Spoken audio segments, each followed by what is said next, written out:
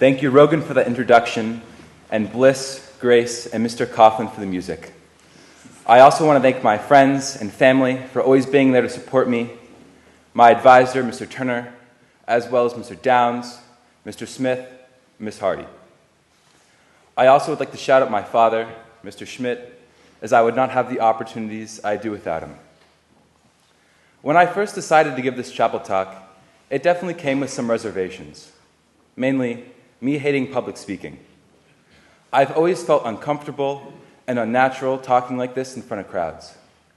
I remember freshman year, after the first chapel talk, I even promised myself I never would. And yet, here I am. I think this idea of moving outside my comfort zone is something I have always stood by. And that is what I am here to talk to you about today. The value and opportunity that comes with discomfort. Last spring, I was lucky enough to have the chance to spend the second half of my junior year studying abroad in Zaragoza, Spain, through the School Year Abroad program. I received a scholarship to go, and I am eternally grateful to them for that opportunity. My time in Spain was definitely the most life-changing experience I have ever had, and drastically changed my opinions, my personality, and how I view the world. I also definitely had a lot of fun, too. Despite it being months ago, my arrival to Spain is still vividly imprinted in my mind. I arrived disoriented, confused, and with a splitting headache.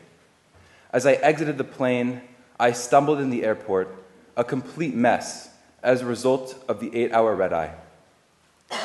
As I walked around the airport, the signs seemed to spin and turn, unreadable to me, even though I already had a basic understanding and level of Spanish. I felt extremely unprepared, and I was in a state of shock. Everything I did felt slow and clumsy and awkward. The beginning of my experience can be summarized in one word: overwhelming. To me, everything seemed fast and incomprehensible, sensory overloading, and I struggled to communicate with my host family and the people in my daily life. Even though I knew what to say, simple tasks like ordering food felt unachievable. Most of the American students I was studying with had already been there for a couple months. I initially felt set back by the fact that I was starting my immersion experience later than the year-long students, and it was challenging to keep up with the coursework. I felt lost, out of place, and it was emotionally difficult. However, when I was talking to a friend, he gave me the best piece of advice I've ever received. He told me that the best way in order to immerse yourself into a language or place is to do so by jumping straight into the deep end. To do it in a manner that cuts ties with your home country and language, forcing yourself to fully rely on the foreign language in your life. He told me to build all of my connections and friendships in Spanish, even those with my American friends. So I left my comfort zone, and after that, everything changed. I worked hard every day to improve my Spanish and put in the effort. I spoke in as much Spanish as possible, and I tried to cut ties with the English language. I spent more time with my host family, and I spoke up more at our family dinners and joined in on the conversation. I made sure I spoke up as much as possible, no matter how many mistakes I made. Once I fully committed myself to being there in Spain, everything became easier. Suddenly, I was able to talk to everyone around me, and my confidence skyrocketed. Ordering food? No problem. Asking directions? Light work.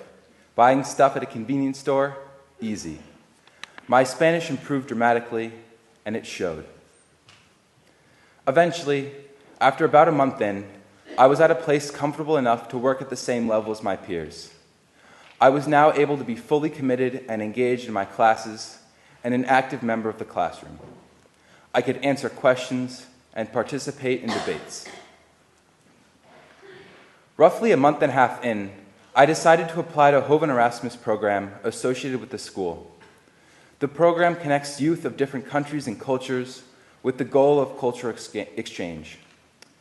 It was a competitive program, and I honestly didn't expect to get in. In my application, I wrote about why I wanted to participate in such a program and that I believed it would be invaluable to my growth and development as a Spanish speaker. About this, I was right. I really enjoyed those sessions, and it was really helpful and exciting talking to students my age about issues in the world, as well as many other topics, such as cultural differences we noticed. Like I said before, when I started the Hoven Erasmus program, I was unconfident about my level of Spanish. I had doubts about how I was going to do, and I believed that I would struggle talking to them. To almost my surprise, I was able to both communicate and understand the Spanish students and get my ideas across to them. Hearing the perspectives from other students from a wide variety of schools across Zaragoza, from public schools to Catholic private schools, was definitely eye-opening and enlightening. In moments like these, when I open up outside of my comfort zone, I feel that I'm able to connect more with the people around me, including my host family and my Spanish friends. This development also shaped the way I interact with others. It led me to build stronger relationships and connections and helped me to build bridges and a strong link to the country. This led to a much more fulfilling experience for me in general because I was now willing to branch out. We were allowed to travel independently across the country every other weekend, which my friends and I definitely took advantage of. We also traveled to places with the school, which was also a lot of fun. We traveled all across Spain to cities like Madrid, Barcelona, and Bilbao. We went skiing in the Pyrenees, swimming off the beaches in Valencia, watched the Semana Santa Easter processions in Andalusia, saw art museums and historical buildings and cathedrals just about everywhere, and most importantly, talked to the locals and learned their stories. Without the level of Spanish and confidence I built up through my hard work, these trips would not have been nearly the same. The connections I made and the conversations I had were what made them special, and I can't imagine the experience without them. However, even with all this excitement, the greatest trip I ever took was one with my host family. My host family had a small town in the middle of nowhere.